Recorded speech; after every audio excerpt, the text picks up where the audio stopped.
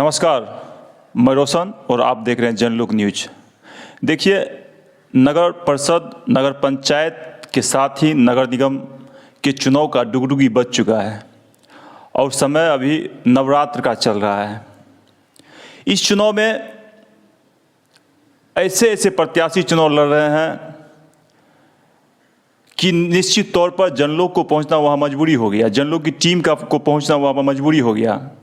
आज मेरे साथ आप आरा पट्टी एक पंचायत है मैसी में, उस पंचायत की ये मुखिया रही हैं।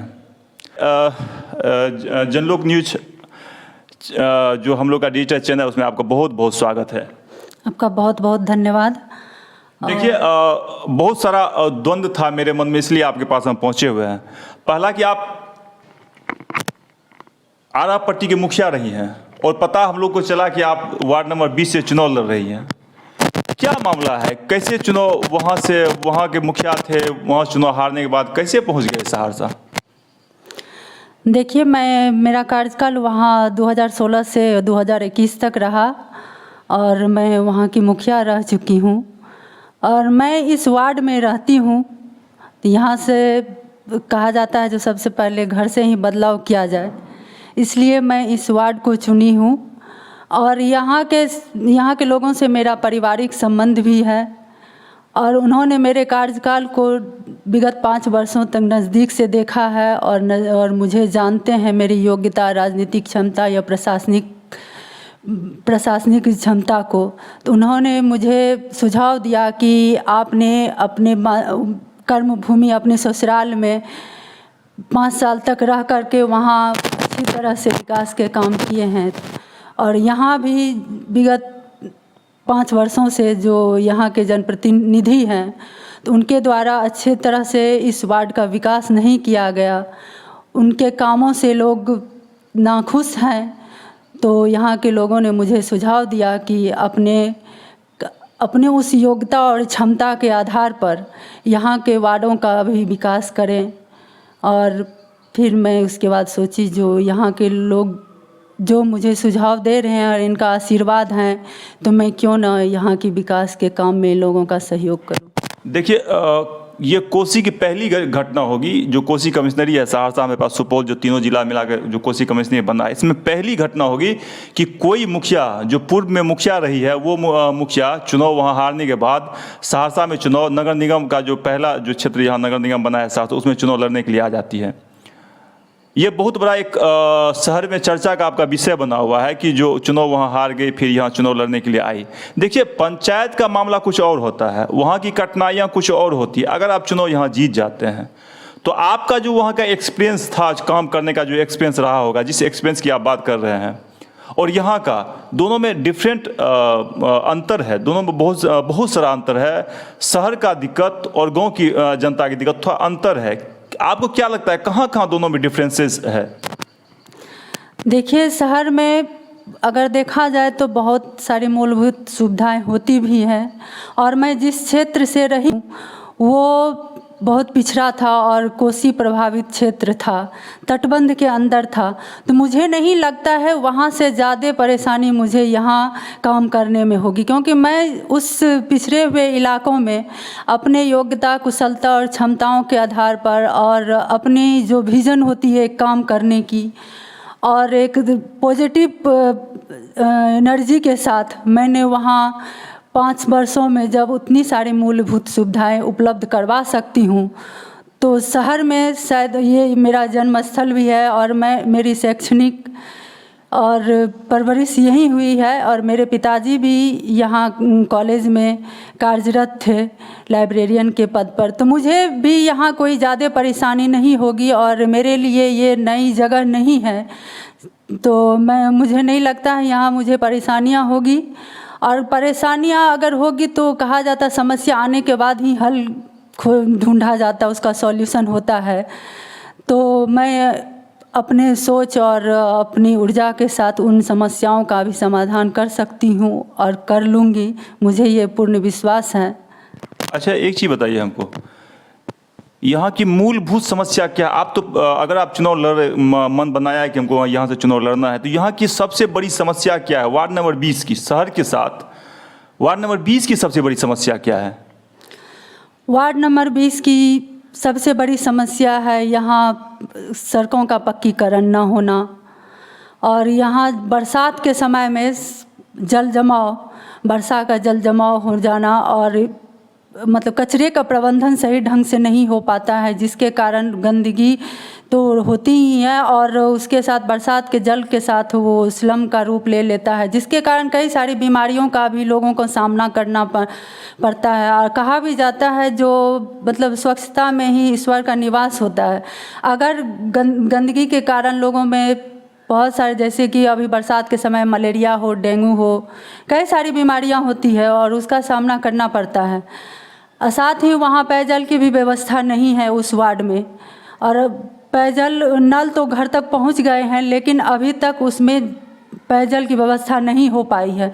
जो आर्थिक रूप से सबल लोग हैं वो तो अपने पीने की घर में एक्वागार्ड हो या फिल्टर हो या खरीद के पानी ले आते हैं, लेकिन जो आर्थिक रूप से मजबूत नहीं है, आर्थिक उसके पास उतने धन नहीं है, वो कहाँ से अपने पीने की पानी की व्यवस्था कर पाएंगे, और जिसके कारण भी उनको कई बीमारियों का सामना करना पड़ता है। एक तरफ तो वो पैसे पीने के पानी की व्यवस्था नहीं कर पाते, लेकिन बीमार होने के बाद तो उन्हें मेडिकल सहायता के लिए पैसे की ज़रूरत होती ही है। तो ये एक मेरी ये प्राथमिकता होगी। उसके बाद वहाँ हर जगह पे हर गली का समग्र रूप से विकास नहीं किया गया है, वहाँ के लोगों के साथ कहीं न कहीं पक्षपात हुआ है। तो मैं चाहूँगी उस वार्ड को एक समरस वार्ड का निर्माण करे, जहाँ हर जाति हर धर्म के लोग अपने आप में एक भाईचारे की तरह रहे, उनको ये नहीं महसूस हो कि कोई जनप्रतिनिधि आकर कोई भेदभाव किया। और साथ ही वहाँ उस वार्ड में आए दिन, कहे वार्ड की ही नहीं, आए दिन शहर में ही चोरी की घटना, हिंसा की घटना हो रही है। हाँ, देखिए एक बड़ी बात आपने अभी बोला, चोरी की घटना, जो सहरसा का एक प्रमुख घटना है, दिन में भी चोरी यहाँ हो जा रहा है, आपके ही वार्ड में होता होगा। उसके लिए आपके पास क्या विजन है, क्या करेंगे उसकी रोकथाम के लिए आप? वहाँ उस वार्ड में इसके चोरी और हिंसा की घटनाओं को रोकने के लिए मैं उस वार्ड में हर जगह रोशनी का प्रबंध हो जाए, जिससे कि रात में चोरी की घटना को रोका जाए। दिन में भी उसके लिए मैं चाहूँगी सार्वजनिक स्थल पर या गलियों में, हर गलियों में CCTV की कैमरा की व्यवस्था हो, जिससे कि कहीं न कहीं उस घटनाओं को रोका जा सकता है, कम किया जा सकता है। और अगर कहा सुरक्षा बलों की भी इसके लिए हम सहयोग ले सकते हैं, नाइट गार्ड की व्यवस्था हो, तो इस तरह के कामों के द्वारा चोरी और हिंसा की घटनाओं को हम रोक सकते हैं।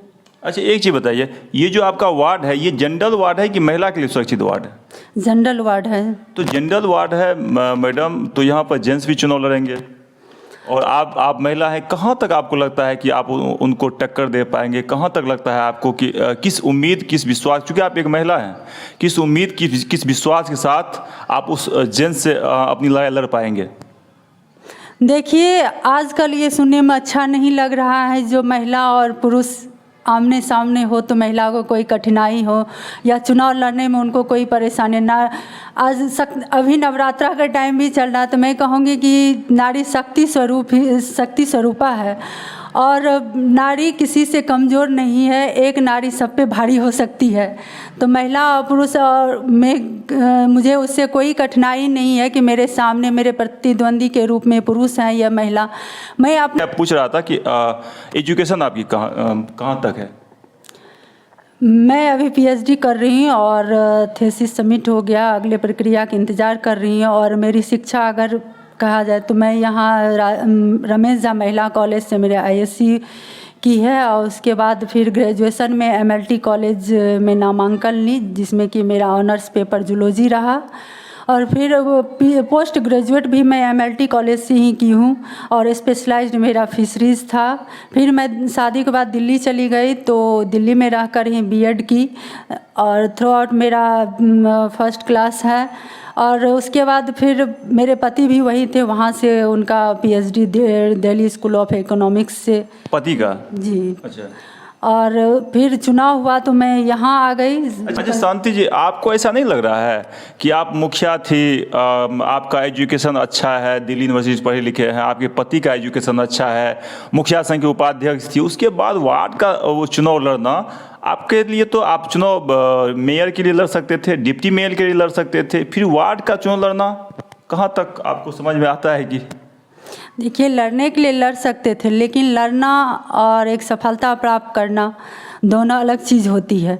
यहाँ इसका क्षेत्र इस बार 6 पंचायत नया जुड़ा है और उसके बाद फिर विस्तृत क्षेत्र हो गया। मेरे कार्यकर्ता भी उस सभी क्षेत्र में नहीं है और इसमें बड़े बड़े चुनाव लोग लड़ रहे हैं जो पहले से राजनीतिक आर्थिक रूप से आप भी शांति जी छोटे लोग नहीं है, आप मुखिया संघ के उपाध्यक्ष भी रहे हैं, मुखिया रहे हैं, एक पंचायत को चलाए हैं, एजुकेशन अच्छा है। हमको लगता है कि हम ये दावा नहीं कर सकते कम लोगों का एजुकेशन इतना है होगा जितना कि आपका एजुकेशन है। शहर में जो आप चुनाव लड़ रही हैं कम लोगों का एजुकेशन होगा, और भी लोगों का हो सकता है लेकिन कम लोग होंगे। तो आप पढ़ाई लिखाई अच्छा है, मुखिया संघ के उपाध्यक्ष रहे, मुखिया रहे, परिवार कहा जाता है बूंद बूंद से घड़ा भरता है। पहले मैं छोटी इकाई से अपना काम करना शुरू कर रही और अपने काम के बदौलत यहाँ के शहर वासियों के विश्वास जीतना चाहती हूँ और कल हो सकता है भविष्य में अगर लोगों का आशीर्वाद रहा, लोग अगर चाहे जो हमारे शहर के मेयर कैसे हो, मेयर कैसा होना चाहिए, लोग अगर चाहेंगे तो हो सकता है भविष्य में सोच सकती हूँ। लेकिन मैं चाहती हूँ पहले अपने घर में काम करूं, मतलब अपने वार्ड से ही शुरुआत करूं और शहर वासियों के विश्वास जीतने का काम करूं, फिर मैं आगे सोचूंगी। चैनल को सब्सक्राइब करें और अगर आप फेसबुक पर देख पा रहे हैं तो उसको लाइक करें और